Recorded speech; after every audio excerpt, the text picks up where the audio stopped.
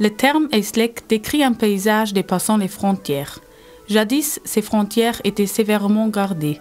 La vieille carte postale de 1902 présente une rencontre pacifique des gardes-frontières du carrefour des trois pays. Les couvre-chefs trahissent leur nationalité.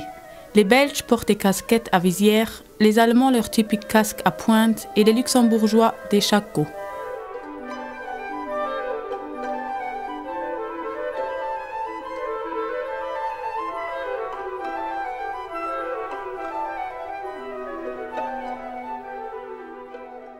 Cette photo des troupes françaises a été prise en 1918 à Trois-Vierges. Elle témoigne d'une période agitée au Grand-Duché à la fin de la Première Guerre mondiale. Après le départ des troupes allemandes en 1918, la population est divisée quant à l'avenir politique du pays. Des mouvements en vue d'un rattachement à la Belgique ou à la France voient le jour. Des émeutes éclatent début 1919 et un comité composé de libéraux et de socialistes saisit l'occasion pour proclamer la République dans la capitale. La République parvint à survivre 6 petits jours, mais elle n'avait pas le soutien du grand public. Le 15 janvier 1919, la grande-duchesse cédait à la pression en abdiquant en faveur de sa sœur Charlotte. Un double référendum était organisé le 28 septembre 1919 au Luxembourg, au cours duquel les électeurs décidèrent avec 77,8% des voix de maintenir la monarchie avec la grande-duchesse Charlotte comme souveraine. La monarchie constitutionnelle du Luxembourg recevait ainsi sa légitimation démocratique.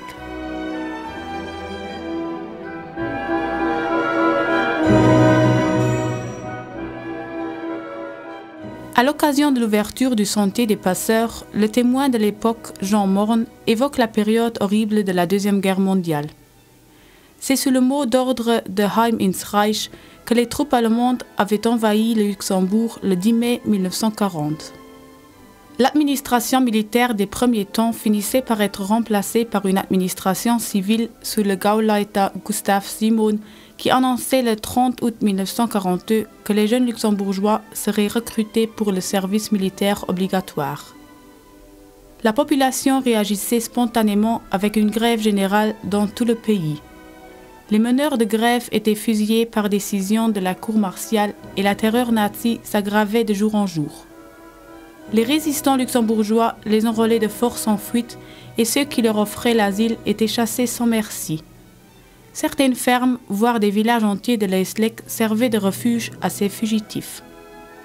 Début 1943, des mouvements patriotiques commencent à organiser des réseaux de fuite vers la proche Belgique où la surveillance du régime militaire allemand est moins sévère. Au cours de dangereuses opérations nocturnes, quelques jeunes patriotes originaires de la région font passer les réfugiés en Belgique. Pour éviter que ces actions héroïques et désintéressées ne tombent dans l'oubli, le chemin du souvenir Sentier des Passeurs a été aménagé près de Trois-Vierges. Il suit dans ses grandes lignes le trajet jadis utilisé par les passeurs et leurs nombreux protégés. Mais à l'époque, on traversait la frontière tout aussi secrètement en main autres endroits du nord du pays.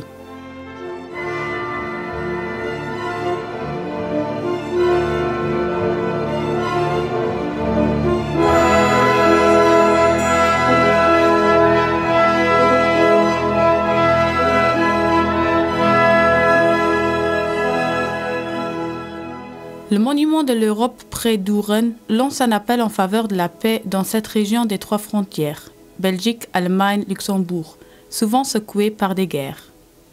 Le monument se compose de 6 grands blocs de pierre symbolisant la réalisation de l'Europe unie par les 6 pays fondateurs.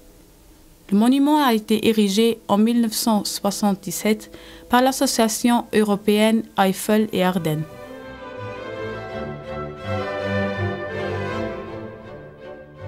C'est au cours des années 70 que le phénomène du pétrotourisme a débuté le long des frontières du Luxembourg. L'impôt luxembourgeois sur le carburant, notamment sur le diesel, est l'un des plus bas en Europe. Pour les habitants de la région frontalière, le stop essence au Luxembourg fait depuis longtemps partie de leur quotidien. Ce qui commence avec 1 ou 2 stations-service en un endroit facilement accessible se transforme rapidement en un centre avec restauration rapide, centres commerciaux, voire des hôtels. La frontière devient donc un moteur économique, mais uniquement tant que les avantages financiers persisteront.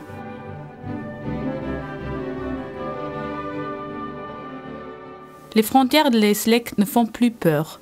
Bien au contraire, aujourd'hui, elles servent à documenter les liens entre les peuples. Ce fut notamment le cas en 2007 avec le projet artistique transfrontalier Hart an der Grenze.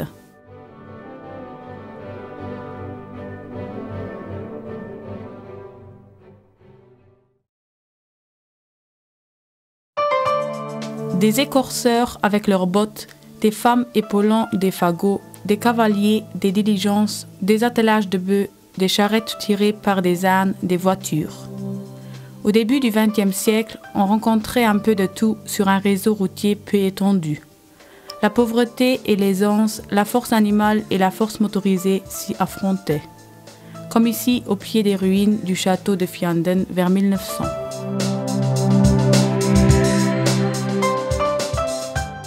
À l'époque des diligences, le facteur avait toujours droit à des attentions particulières. Dans bien des fermes, le postillon recevait du fait maison, du jali ou du pâtis, un bol de carcasse, un morceau de boudin. C'était une autre époque, plus paisible et plus chaleureuse. La convivialité était plus grande. La dernière diligence régulière circulait d'ailleurs jusqu'en 1938.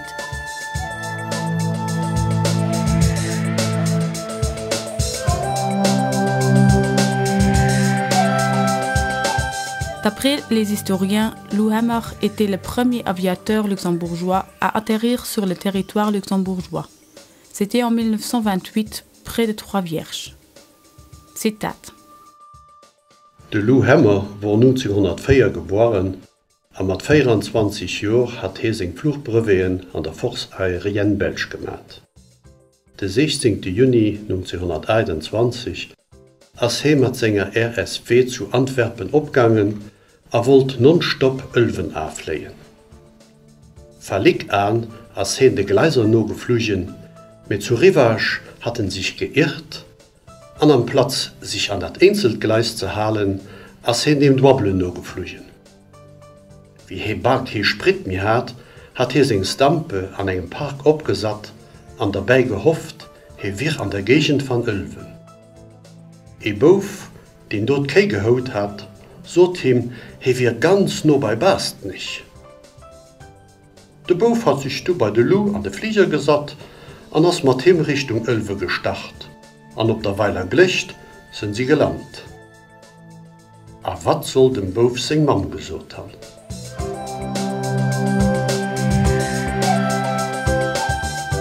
Les lourdes locomotives à vapeur, puis les locomotives diesel étaient les prédécesseurs des élégants véhicules électriques qui circulent aujourd'hui sur les rails.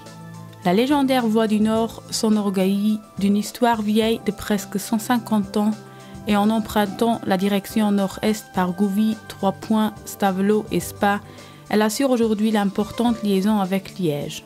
La deuxième ligne de chemin de fer qui arrivait à Trois-Vierges dès 1899 mène par Saint-Vite vers Aix-la-Chapelle.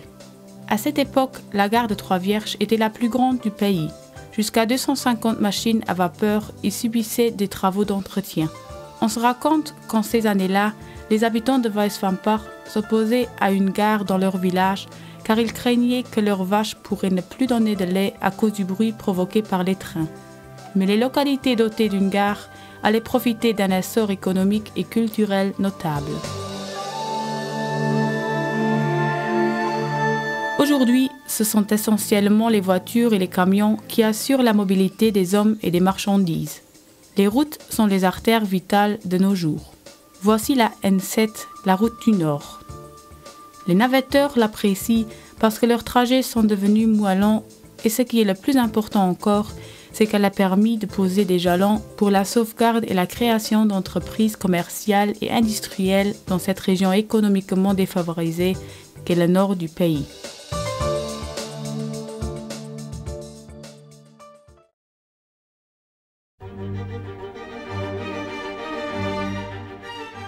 Les habitants de l'Ösling n'ont jamais été gâtés par la vie. Le sol est pauvre, le climat est rude et la glèbe ne rapporte que le strict nécessaire. Mais c'est peut-être un terrain favorable à cette ingéniosité dont témoignait la population dès qu'il s'agissait de se procurer du travail et du pain. Innovateurs et courageux, les hommes construisaient des laiteries et des tanneries, des draperies et des fabriques de cuir. De nombreux artisans étaient obligés de faire du porte-à-porte pour exercer leur métier. Et jusque dans les années 50 du siècle dernier, on rencontrait encore des tailleurs de meules, des chiffonniers, des rétameurs, des plombiers, des selliers, des verriers, des bouchers et même des musiciens qui se déplaçaient de village en village pour offrir leurs services. Ils ne se limitaient pas à leur travail proprement dit, mais ils assuraient également la transmission des dernières nouvelles et histoires.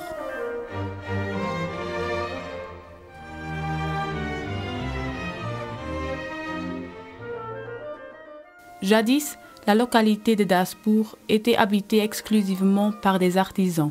Mais le cordonnier, le tisserand, le menuisier et le forgeron étaient également établis dans les villages essentiellement habités par des paysans et ils s'en sortaient avec leurs revenus. Le savoir-faire se transmettait de génération en génération. L'établissement des draperies est notamment dû au fait que les habitants de Lösling étaient des tisserands particulièrement doués.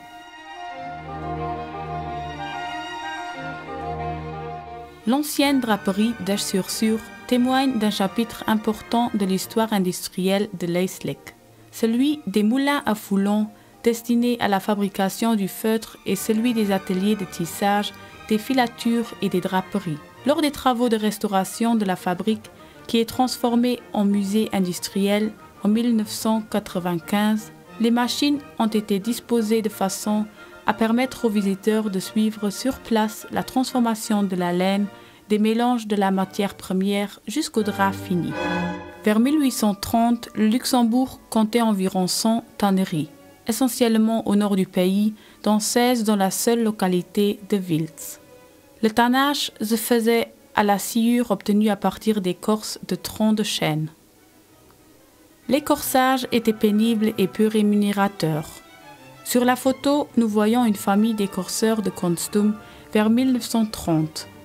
Les troncs de chêne sont battus pour faciliter le prélèvement de l'écorce. Les morceaux sont ensuite réunis en bottes. La lèche à l'arrière-plan protège des vents et de la pluie. On se retire dans son ombre pour le repos de midi. En de nombreux endroits, le paysage de Leisleck porte toujours l'empreinte des forêts de chêne à écorce. Pour rappeler le souvenir de cette branche d'activité professionnelle largement répandue, le Laufest est organisé tous les ans au mois de mai dans la région du Kiespelt.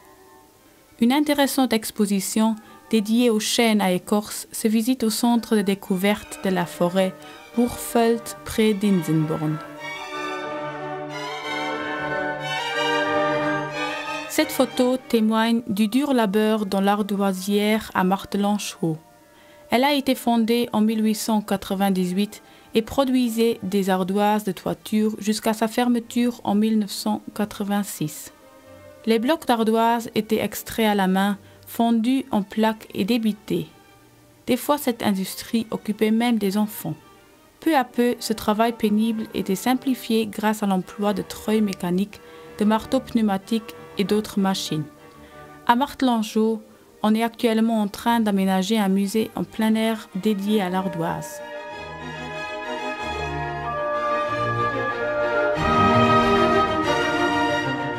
De plus en plus de zones industrielles surgissent aux portes des villages de Leisleck où des entreprises modernes et innovatrices viennent s'y établir. De nombreux fondateurs de sociétés sont originaires de Leisleck. Ils ne voient pas pourquoi ils tourneraient le dos à leur patrie et ils ont bien raison. Leur engagement est à la base des efforts qui sont faits pour améliorer les infrastructures locales, construire des routes et des écoles et faire front avec succès aux écarts entre le nord et le sud nés de l'histoire du pays.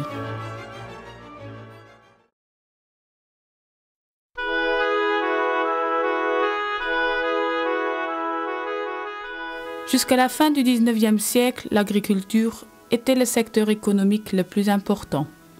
Mais un sol pauvre et un climat peu favorable ne permettaient en principe que l'autosuffisance. Les excédents étaient réservés à quelques rares secteurs comme l'élevage de moutons. Avant la Première Guerre mondiale, aucune ferme ne dépassait la surface de 100 hectares. La plupart d'entre elles n'atteignaient même pas les 2 hectares.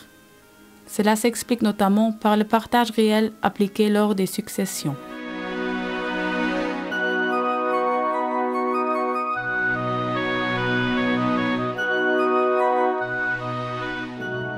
L'amour des habitants de l'Eislik pour le terroir se reflète également dans la préférence qu'ils accordent à la pomme de terre. L'histoire suivante témoigne de cette prédilection. En janvier 1952, de nouveaux habitants emménageaient dans le Schlinkershaus à Lellingen. Il s'agissait de Marie-Louise et de Michel, un couple de rentiers, et de Pilade qui était un peu plus jeune. Depuis lors, la maison portait le nom de A. Pilade. En dépit du fait que ni Michel ni Pilade ne se profilaient d'aucune façon particulière et qu'ils ne faisaient pas de miracles non plus.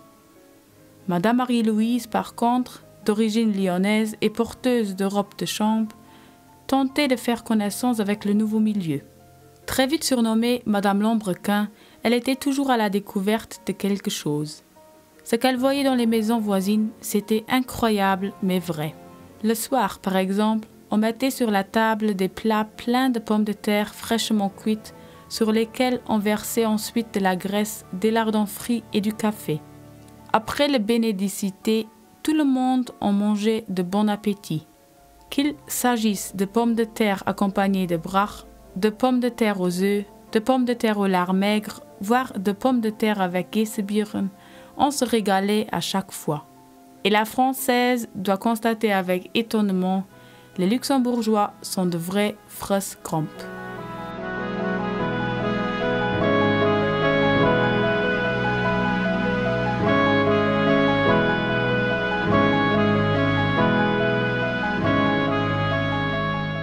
Après la dernière guerre, la main-d'œuvre s'est faite de plus en plus rare dans les fermes. Pas de journaliers, pas de servantes, pas de valets de ferme, et les enfants en ville. Les machines sont là, mais elles ne marchent pas toutes seules. Il faut donc mettre du cœur à l'ouvrage. Tous les jours, même en fin de semaine et les vacances, on n'y pense même pas. Le réveil sonne à l'aube et le soir, il faut encore s'occuper de la paperasserie. Cela mérite bien du respect. Ils appartiennent définitivement au passé, les temps romantiques à la campagne, du moins pour l'agriculteur. L'ancien symbole de tradition et de constance témoigne aujourd'hui d'un esprit extrêmement innovateur. En dehors des connaissances sur le sol, les céréales, les semences, l'élevage et l'engraissage, il faut également avoir des notions de gestion d'entreprise et des attitudes techniques. L'intérêt manifesté à l'égard de la protection de la nature et de l'environnement devient de plus en plus important. Il va de pair avec l'entretien et la sauvegarde d'une campagne cultivée intacte. Les énergies alternatives sont en vogue. La discussion sur l'évolution du climat a suscité un intérêt croissant sur les sources d'énergie régénérative. En dehors de la technique solaire et des éoliennes, les installations à biogaz pourraient jouer un rôle essentiel. Le berceau de l'agriculture biologique du Luxembourg se trouve dans l'Eislik. En 1979, la ferme Schank à Upperdange a fait les premiers pas en vue d'une reconversion sur un mode d'exploitation biologique. La crise menaçante était déjà perçue au cours des années 70 et en tant qu'exploitation agricole active, on ne voulait pas simplement suivre le courant. Ces premiers pas ont fait école et aujourd'hui, les marchés villageois organisés dans les steaks proposent une vaste gamme de produits locaux issus de l'agriculture biologique.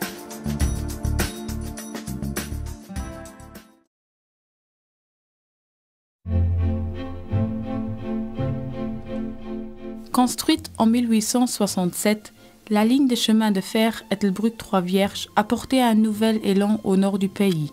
En dépit de tous les railleurs qui affirmaient que c'était bien là le bout du monde, les villages situés le long de la nouvelle ligne vivaient un essor remarquable. Le train amenait des étrangers qui faisaient souffler un vent nouveau dans les villages. Trois-Vierges devenait le nœud ferroviaire du nord et prenait des accents urbains. Le bourg allait bientôt s'enorgueillir d'une société de gymnastique, d'un club de foot et même d'une salle de cinéma. On se montrait ouvert au monde, on s'habillait à la mode, on était mobile et sûr de soi. La participation à des compétitions internationales sera rapidement couronnée de succès. Sûr d'eux-mêmes et des tenues très à la mode, l'Association des gymnastes du Nord, le 4 août 1929.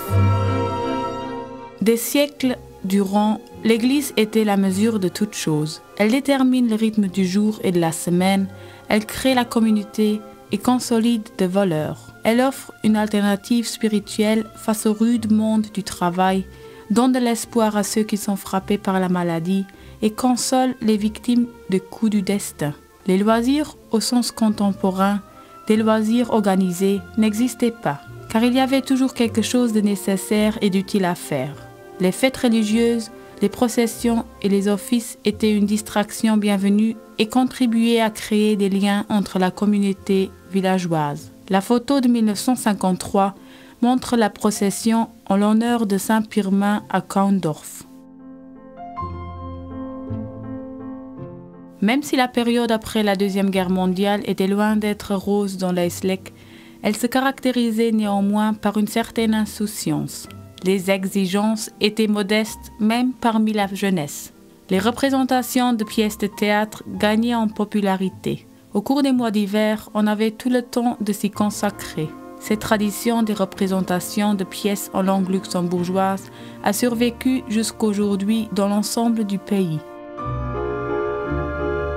Avec la première génération de l'après-guerre, l'image que la jeunesse se faisait d'elle-même changeait dans toute l'Europe et donc également dans l'Eislek. La culture de masse dominait le film, la musique et la mode. Cette offre venait notamment des États-Unis et fit naître de nouvelles idoles. Depuis la fin des années 50, des styles d'éducation autoritaire et vieux jeux se heurtaient au désir des jeunes qui souhaitaient un espace autodéterminé et leur propre part de culture. L'ouverture d'auberges de jeunesse, dont celle de Vianden, en est un indice. Les années 50 et 60 étaient caractérisées par la reconstruction et l'essor qui touchait l'ensemble du pays. Mais ce développement était marqué par de fortes disparités nord-sud. Un exode rural d'une ampleur incroyable allait suivre. Entre 1947 et 1980, la population de l'Eislek a diminué de 20% alors qu'elle a augmenté d'un quart dans le reste du Grand-Duché. Ce n'est qu'au début des années 80 que cette vague de départ a été freinée et qu'un mouvement inverse a fini par démarrer. Depuis 1990 environ, la population de l'Eislek augmente à nouveau de façon permanente et constante. Et désormais on s'approche à nouveau du chiffre de la population de l'après-guerre.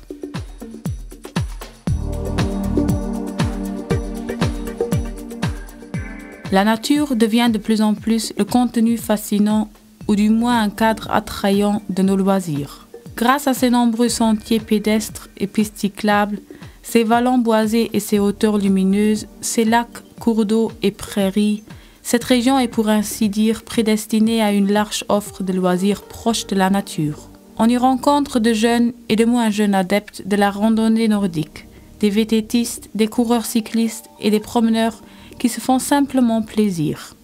Et la jeunesse s'enthousiasme pour les parcours d'escalade ou le géocoaching.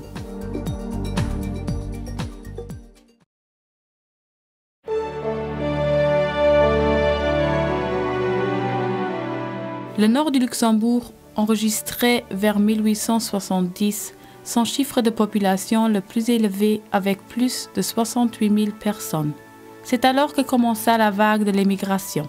C'était surtout les jeunes qui tentaient leur chance dans les pays voisins, mais également sur des continents lointains. Les traces des habitants de l'Eislek mènent jusqu'aux États-Unis et au Brésil.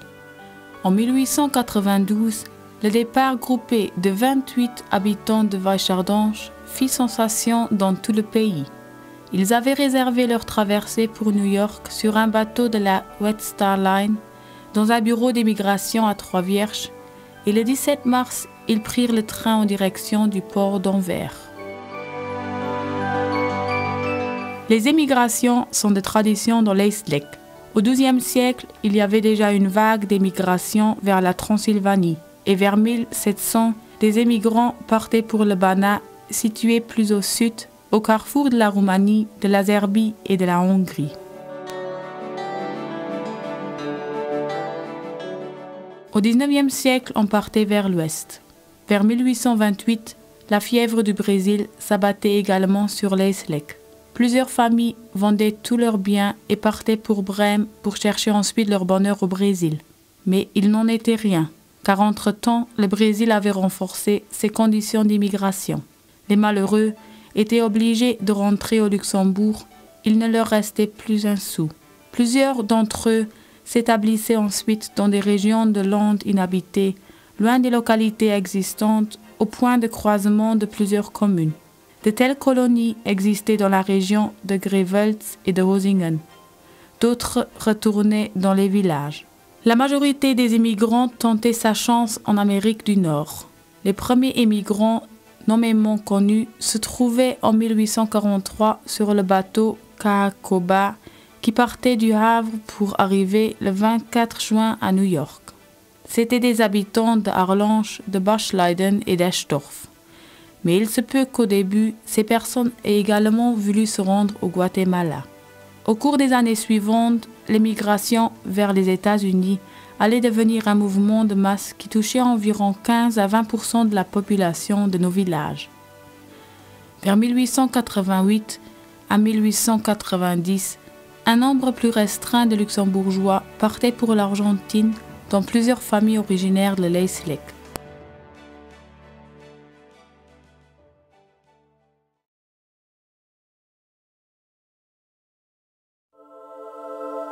Il y a une centaine d'années, la structure de la grande famille dominait dans l'Eislek. Du point de vue statistique, un ménage luxembourgeois comptait en 1864 5 membres et demi, alors qu'aujourd'hui on en est à 2 et demi. Le nombre des enfants était bien des fois supérieur à 6. En dehors des grands-parents, des frères et sœurs célibataires continuaient souvent à habiter la ferme également. Cette photo, prise en juillet 1939 à Drinklange, montre que tous les membres de la famille participaient aux travaux des champs. Seule la grand-mère restait à la maison pour préparer les repas. À défaut de machine, il fallait effectuer les travaux à la main. Grâce à une grande famille, on pouvait être sûr que les semences et les récoltes seraient faites au moment idéal. De cette façon, les jeunes apprenaient non seulement très tôt quels étaient les travaux champêtres à faire au fil des mois, le travail en famille favorisait également la cohésion parmi les générations.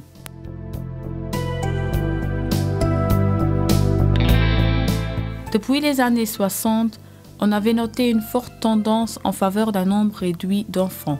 La carrière et l'indépendance financière se retrouvaient à l'avant-plan. Les familles nombreuses risquaient la discrimination sociale. Face au vieillissement de la population qui s'annonce d'une façon dramatique, les attitudes semblent désormais changer. Dans une mesure croissante, les familles nombreuses rencontrent du respect et de l'estime et la politique prend des mesures en leur faveur.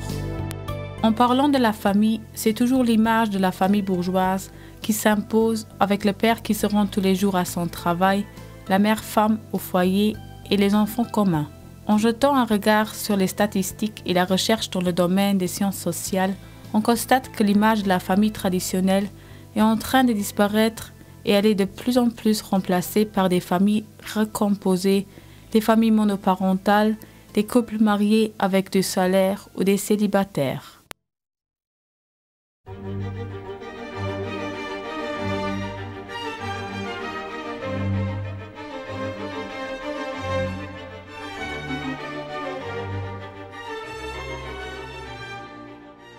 Dans la partie inférieure du village, il n'y avait qu'une seule maison dont la porte d'entrée était fermée à clé pendant la journée, celle de l'institutrice Anna Tyson. Dans toutes les autres maisons, on pouvait librement entrer et en ressortir. S'il n'y avait personne au rez-de-chaussée, on se dirigeait vers la cage d'escalier en criant « Joséphine, Anna, Gilles, Askenhai ?» Et si personne ne répondait, on s'en allait tout simplement. Mais l'affaire était bien plus compliquée dès que la mère nous envoyait chez l'institutrice. Il fallait cirer ses chaussures, remonter ses bas, se laver le visage et les mains, se peigner les cheveux, mettre un tablier, marcher sagement et non pas par le gué de la rivière, jusqu'à la porte d'entrée du logement de service, et ne pas oublier la phrase répétée à plusieurs reprises. Wann ich klift Joffa, mam schegdeis mat Blume fit Kirich zu rüsten. Nous nous retrouvions près du montant de porte, devant la poignée en laitant de la sonnette. Tirer tout au plus 2 fois, ensuite attendre patiemment. S'attenter dans la cuisine.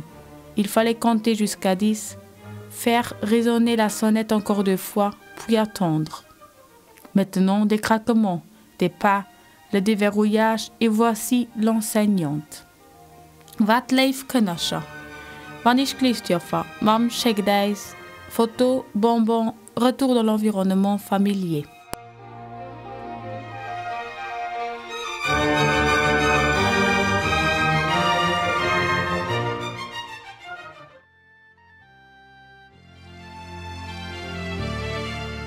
Dans la vieille école, nous avions beaucoup de temps pour réfléchir et rêver. C'était un lieu douillet et paisible.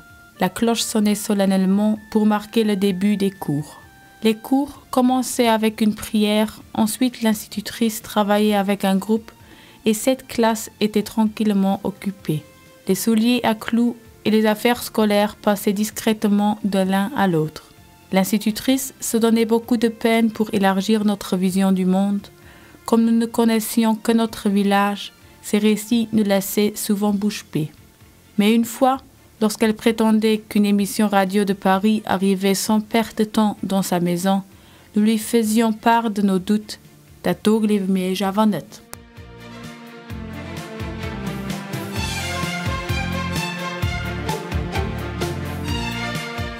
Les citations de 1774 montrent qu'il est quasiment impossible de faire une comparaison entre l'école d'hier et celle d'aujourd'hui. Comme les enfants ne fréquentaient les cours qu'en hiver, le chargé de cours devait avoir une activité annexe pour ne pas mourir de faim. Il exerçait un métier ou bien il était tout simplement berger.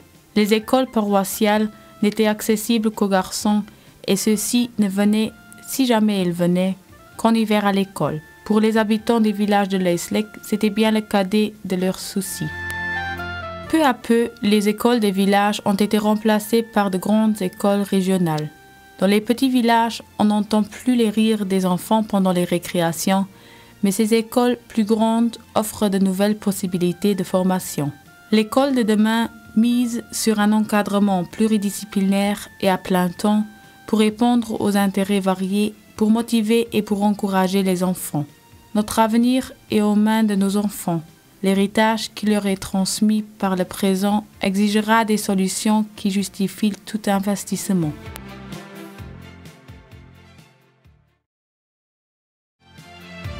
Il y a quelques décennies seulement, il était tout à fait évident que même les jeunes enfants devaient accomplir certaines tâches au sein de la famille. Ils participaient à la fenaison ou à la récolte des pommes de terre. Et puis, il y avait des tâches particulières comme garder le bétail. À ce moment-là, ils étaient même dispensés des cours. En principe, ce genre de travail n'était pas désagréable aux enfants. Bien au contraire, c'était par exemple un véritable honneur quand un jeune gars était pour la première fois autorisé à mettre le lourd collier au cheval.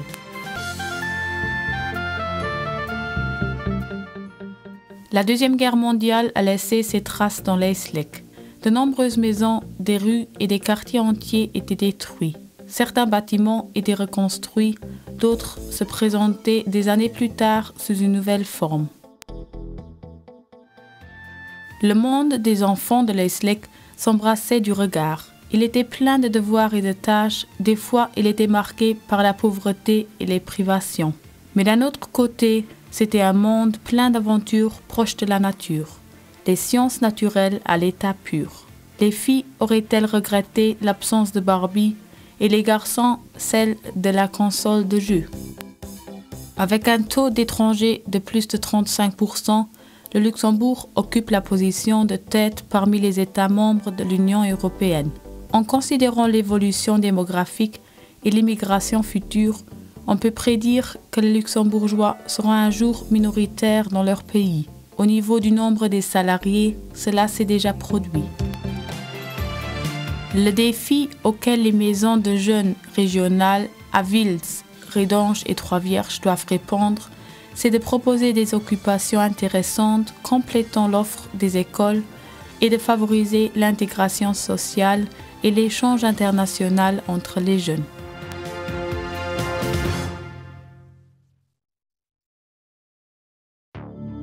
Vianden était jadis la capitale d'un comté puissant de la taille de l'actuel Grand-Duché de Luxembourg. Son château fort, impressionnant, était érigé entre le XIe et le XIVe siècle sur les fondations d'un oppidum romain et d'un refuge carolingien. Une ville florissante avec 400 ménages et 3000 habitants, environ le double d'aujourd'hui, se développait au pied du château fort et à l'ombre d'un mur d'enceinte. Les logements étaient petits, les terrains à bâtir étaient rares, les maisons et les ruelles par conséquent étroites. Âgée de 99 ans, Marie Reichbursch raconte: « Je me souviens encore de la maison Lackereshaus à Lellingen, près du chemin vers Pinch. Elle était minuscule, beaucoup trop petite pour nous. Derrière l'étroite cuisine, il y avait une pièce commune et une chambre à coucher. Nous, les enfants, on montait une échelle pour rejoindre notre dortoir sous le toit de chaume. Dès que la tempête avait endommagé le toit, notre père le réparait avec de la paille de seigle soigneusement choisie. En hiver, notre haleine gelait sur la literie et le cuir de nos souliers était raide comme une planche. Nous étions déjà contents quand nous avions assez de pain, de pommes de terre et de lait de la chèvre. »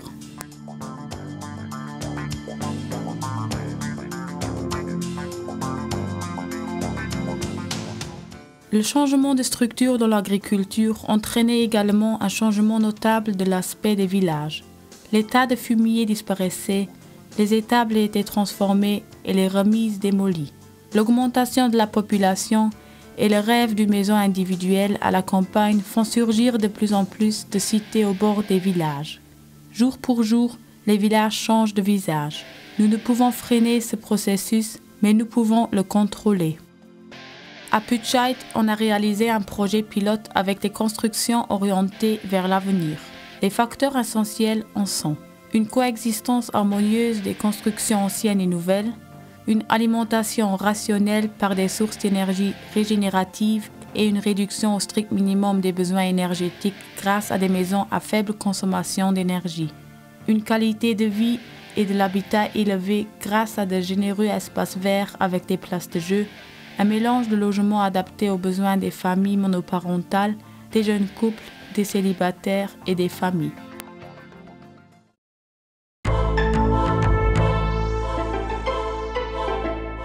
C'est par tradition que les habitants de Lösling recouraient aux rivières et aux sources pour s'alimenter en eau. En certains endroits, on construisait également des puits. En principe, c'était l'alimentation en eau qui déterminait l'emplacement et le centre des localités. Fonctionnement des boulins, obtention d'eau potable, etc. Au début des années 50, le gouvernement luxembourgeois décidait de faire construire un gros lac de barrage sur la Haute-Sûre. Le but primaire de ce lac, c'était la production d'énergie. Suite à une demande croissante d'eau potable, tant de la part de l'industrie que des consommateurs privés, l'approvisionnement en eau potable devenait de plus en plus important au fil des années.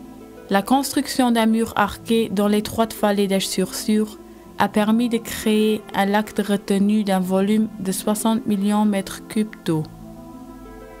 Le barrage réservoir d'une hauteur de 47 mètres a été construit entre 1955 et 1957. Les habitants du secteur concerné étaient évacués. En 1962, le syndicat des eaux du barrage d'Esch-sur-Sûre, CEBES, a été fondé et 7 ans plus tard, la première phase de construction de l'installation pour le traitement des eaux était terminée. La mise en service s'est faite en 1969. La production d'énergie est également le but de la centrale d'accumulation par pompage de la SEO dans la vallée de l'Our à Vianden. 6 ans séparent les deux photos de Bivels. 16 maisons et l'église ont disparu au profit du lac de barrage de l'Our, le bassin inférieur de la centrale d'accumulation par pompage nouvellement construite à Vianden. Mais ce qui fut d'abord un choc pour les personnes concernées allait se transformer en coup de chance. Celui qui perdait sa ferme recevait une nouvelle maison et un emploi adapté auprès de la société d'exploitation SEO. Depuis sa mise en service en 1964, la centrale d'accumulation par pompage compte parmi les plus performantes et modernes en Europe.